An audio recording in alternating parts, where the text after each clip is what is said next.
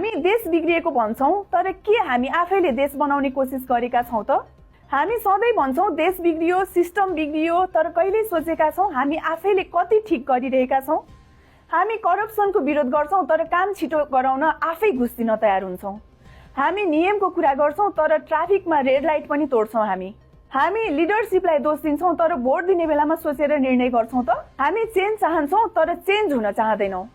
हामी राम्रो सिस्टम चाहन्छौं, तर सिस्टम भित्र गएपछि हामी पनि त्यही गलत तरिकामा चल्न थाल्छौं। किनकि वास्तविकता के हो भने समस्या केवल सिस्टममा होइन, माइन्डसेटमा पनि छ।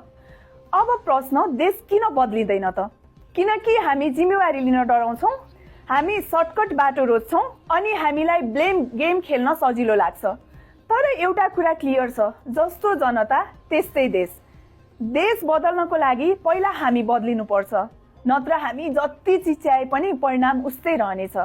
त्यसैले आज हामीले आफैलाई सोध्न जरुरी छ कि के म आफै त्यो देशको नागरिक हुँ जसले राम्रो देश डिजर्भ गर्छ?